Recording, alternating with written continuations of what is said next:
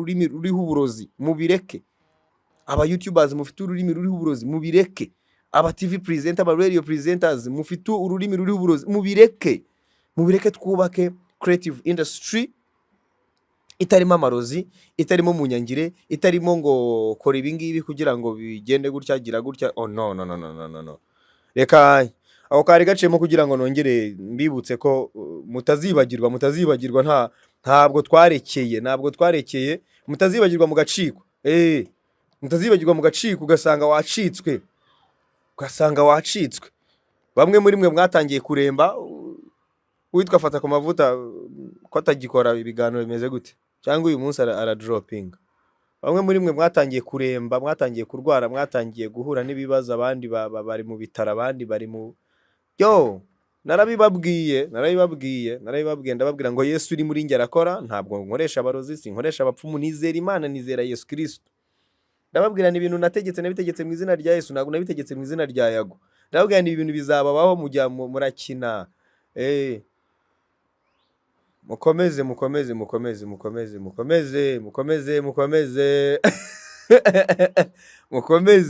nkunda igihugu cy'u Rwanda, sizigera nkivuga nabi, niyo ninakubona ahubwo uri i Kigali urimo kuvuga igihugu cy'u Rwanda, nge nzakumerera nabi. Ni nayo mpamvu ibirego byose mwanshyizeho rwose byanze, byafashe ubusa. Mutuze rero, tuze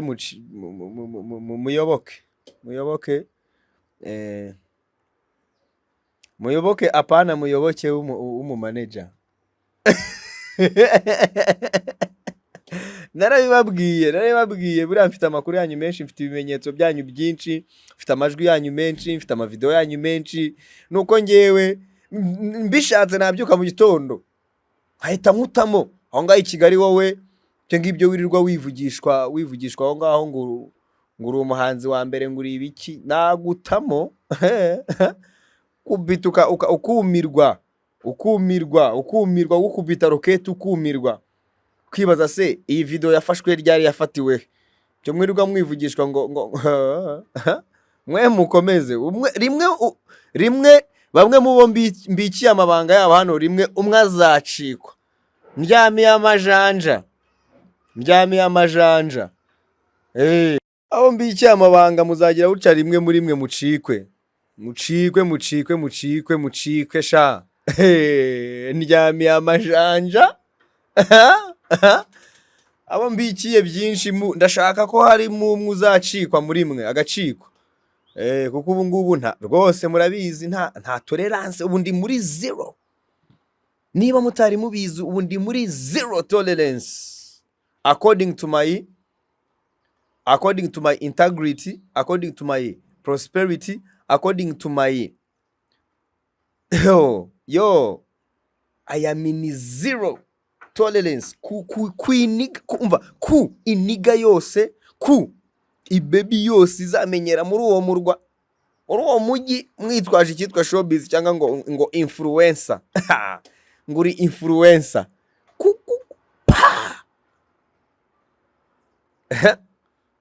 njya mbumva bamwe mu bo mbikiye amabanga hano, njya mbumva bikanira ibitwenge.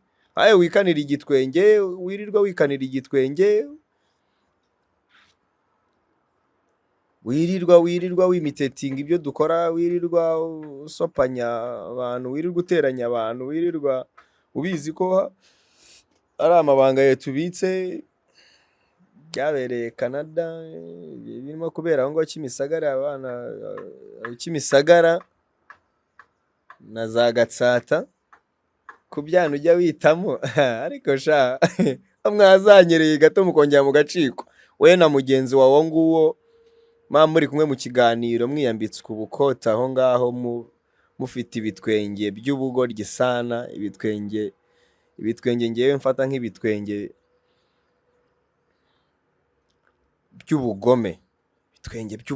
Ibitwenge by'ubugome rega abanyarwanda bazi kubyumva, n'ibitwenge biri mu rukundo abanyarwanda bazi kubyumva.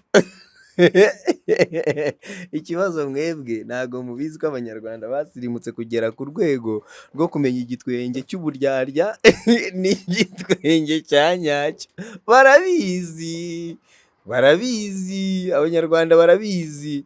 mujyaho mu biganiro mu bukote mukamanika akaguru ku kandi mukirirwa mwica abantu mukirirwa muteranya abantu ukaburasetse ukabubajije ikibazo cy'ubugoryi ukabubajije warangiza ugahita witarutswa ngo ugahita uharira mugenzi wawe umupira ari utuntu mwapanze ariko mwaretse ubwo bugoryi n'ubwo bugome murimo mwana bwo ko ari ubushisha harya ngo mwize ubuganga ngo mwize ubuganga hako ubundi wakwiga ubuganga ukisanga muri mass communication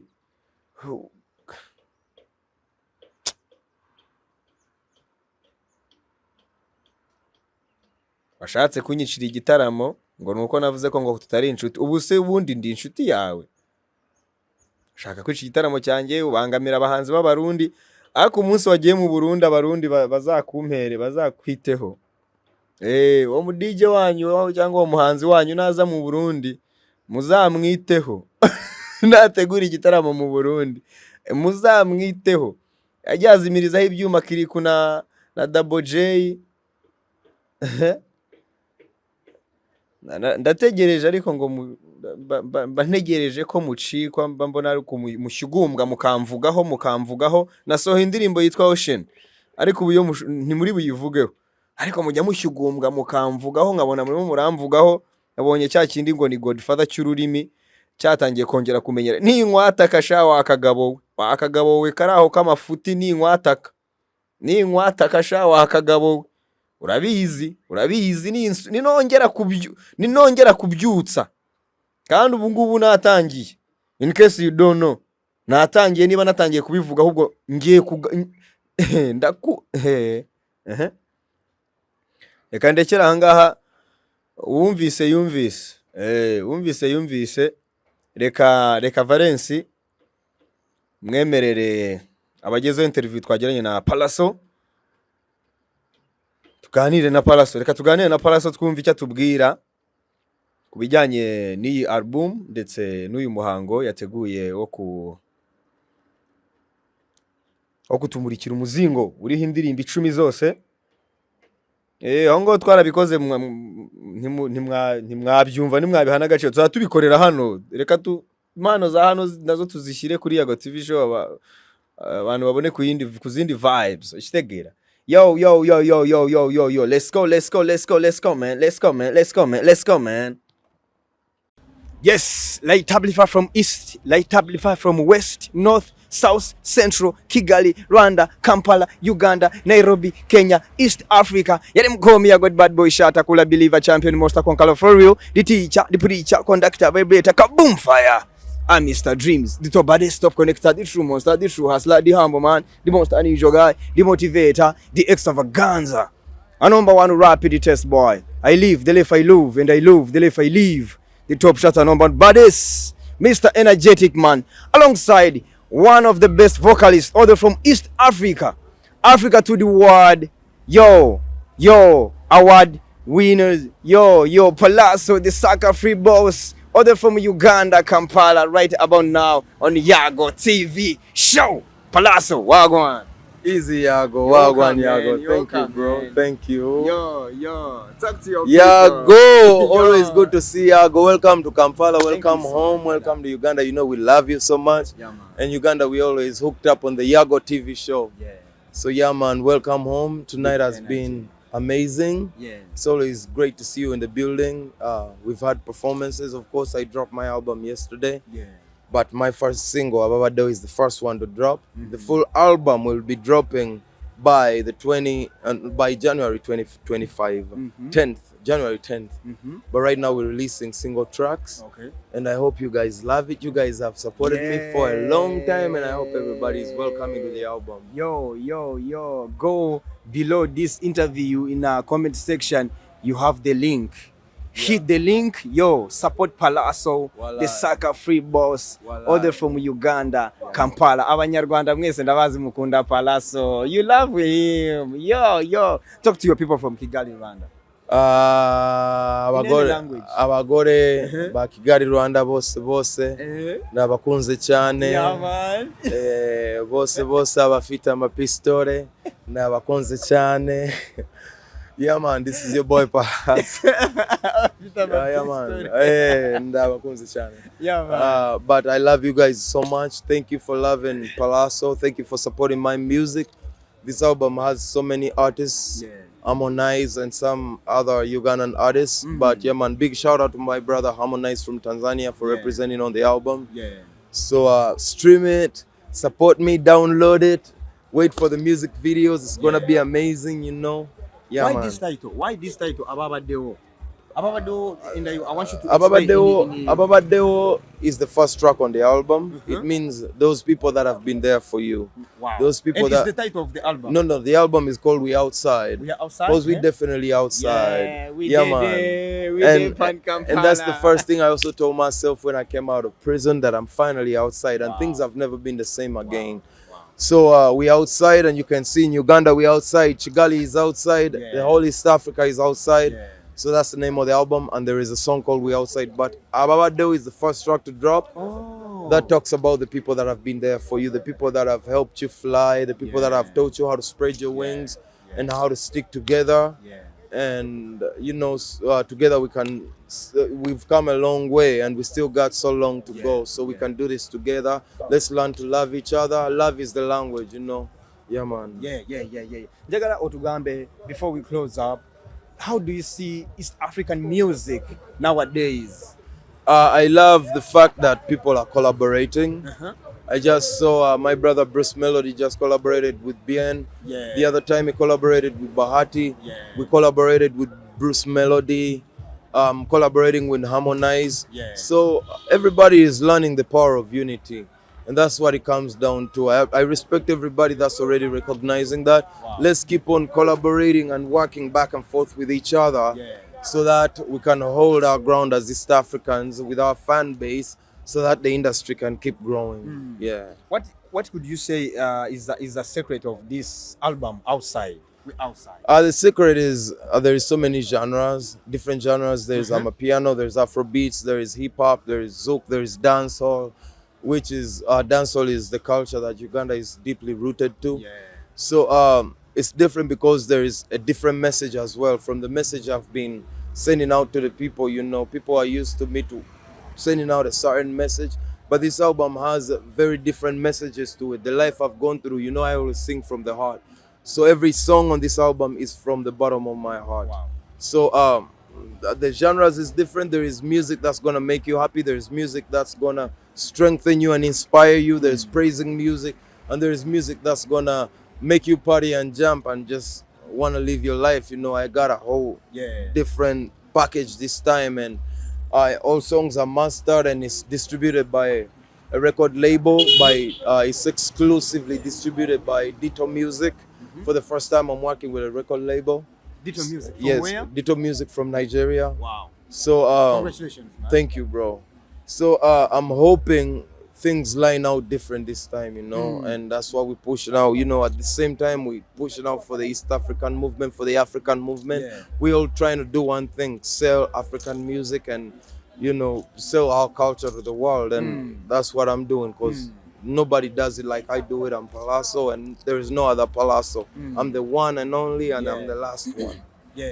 So this is what I have for you right now. Pallaso, how it feels to be managed or signed under record label from outside of your own country, your motherland. How it feels? It feels good, because at the end of the day, it's called showbiz for a reason. Because after show, you have to do the business. So that is me growing into the music business. We working with professionals, and I can already see people are showing me love on Spotify in a different way that I've never seen. Being playlisted on the biggest playlists in East Africa and Africa at large. So I feel like there is a different arm that's marketing me, because if I don't make money, they don't make money. So I have to make the money so they can make money as well. So we all know what the goal is: sell the music. So I feel like I've been doing it by myself and my team, but this time we have a more professional team, and we hope we can touch more lives globally, you know. When it comes to music, how could you describe, how could you explain the name Pallaso? Pallaso Pallaso. When it comes to music. 'Cause, Music. Yo, machine, Pallaso is the king of the crazy, East. man. Pallaso is the music biz. Pallaso is the music beast. Uh-huh. Pallaso is not a businessman. Pallaso is the businessman. Wow. Pallaso is here. Pallaso is made by the people, for the people, of the people, by the people. Wow. Yeah, man. Pallaso is the sucker-free boss. No suckers around me. Pallaso is good music. I represent for Team Good Music. That's why my team is called, my music company is called Team Good Music, because that's what I represent. Yeah. Yeah, man. Omukwano gwe gugo baby. Zabulitenina chicho baby, because you're pretty like a rose flower. Go baby malamu, malamu, malamu bakongere ndala na Yago malamu, malamu, malamu bakongere ndala. Yo, congratulations, man. Congratulations bro. on I this appreciate day. This is your day, man. Thanks, bro. Big up on yourself, man. Yeah, From man. respect. I appreciate Order it, from brother. Kigali, Rwanda. This Wallahi. is take your flowers, man. For Take real, your bro. flowers, I man. appreciate it. Congratulations, Thank you. Thanks, my bro. Yo. We keep pushing. Yeah. One love, man. We don't have Any another message choice. you would love to share with your fan base, East Africa, Africa to the The whole world, because I know the whole world watches Yago TV show. Yeah. Everybody worldwide. This is African music to the world. This is the king of the East.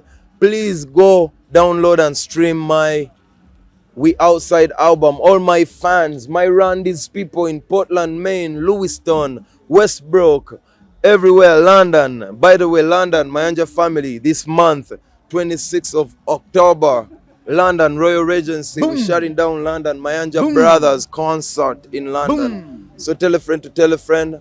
Mwenamba sibula bakwano bange from waliyo Medi director, waliyo Yago TV, waliyo Bruce Melody, waliyo the lady Bwiza.